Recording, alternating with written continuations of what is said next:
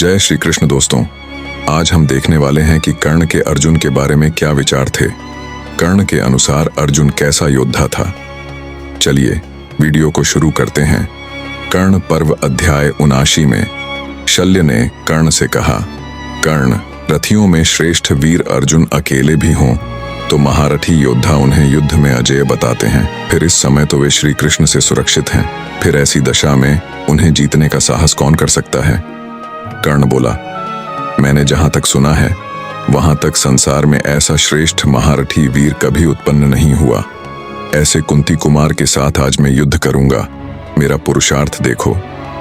ये रथियों में प्रधान वीर कौरव राजकुमार अर्जुन अपने श्वेत अश्वों के साथ रणभूमि में विचर रहे हैं।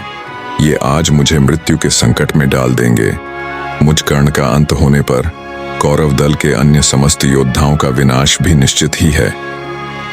राजकुमार अर्जुन के दोनों हाथों में कभी पसीना नहीं होता। उनमें धनुष की प्रत्यंचा के चिन्ह बन गए हैं और वे दोनों हाथ कभी कांपते नहीं हैं। उनके अस्त्र शस्त्र सुदृढ़ हैं। वे विद्वान और शीघ्रतापूर्वक हाथ चलाने वाले हैं। पांडुपुत्र अर्जुन के समान दूसरा कोई योद्धा नहीं है।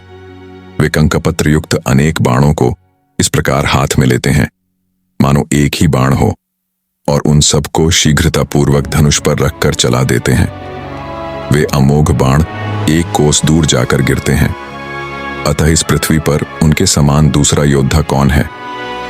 उन वेगशाली और अतिरथी वीर अर्जुन ने अपने दूसरे साथी श्री कृष्ण के साथ जाकर खांडव वन में अग्निदेव को तृप्त किया था, जहां महात्मा श्री कृष्ण को तो चक्र मिला और पांडुपुत्र सव्यसाची अर्जुन ने गांडीव धनुष प्राप्त किया।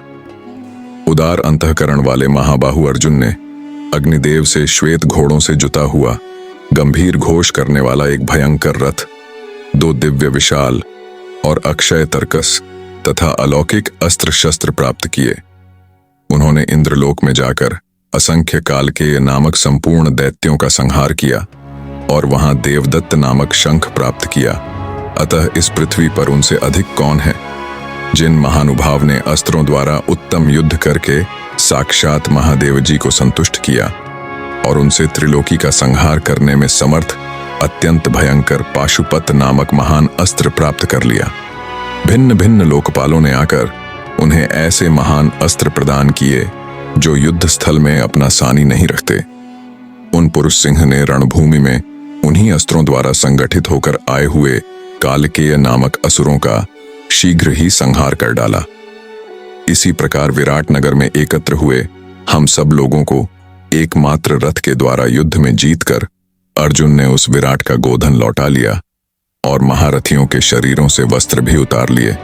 शल्य इस प्रकार जो पराक्रम संबंधी गुणों से संपन्न, श्री कृष्ण की सहायता से युक्त और क्षत्रियों में सर्वश्रेष्ठ हैं, उन्हें युद्ध के लिए ललकारना संपूर्ण जगत के लिए बहुत बड़े साहस का काम है।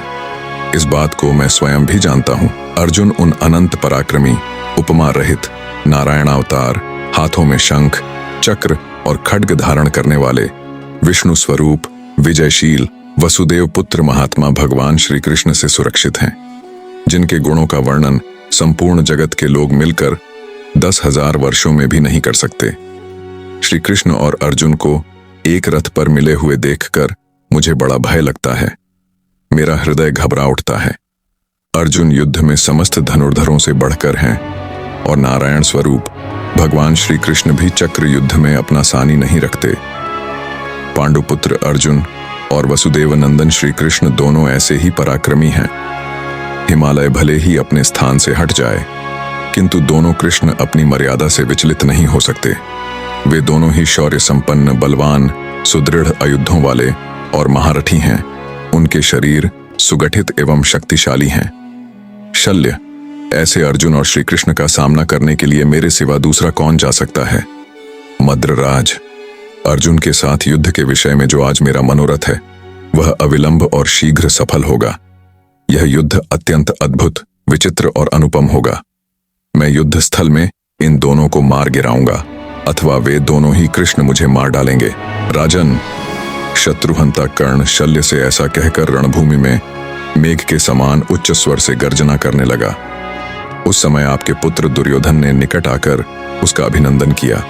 उससे मिलकर कर्ण ने कुरुकुल के उस प्रमुख वीर से, महाबाहु कृपाचार्य और कृतवर्मा से, भाइयों सहित गांधार राज शकुनि से, गुरुपुत्र अश्वत्थामा से, अपने छोटे भाई से तथा पैदल और गजारोही सैनिकों से इस प्रकार कहा, वीरों, श्री कृष्ण और अर्जुन पर धावा करो, उन्हें आगे बढ़ने से रोको तथा शीघ्र ही सब प्रकार से प्रयत्न करके उन्हें परिश्रम से थका दो।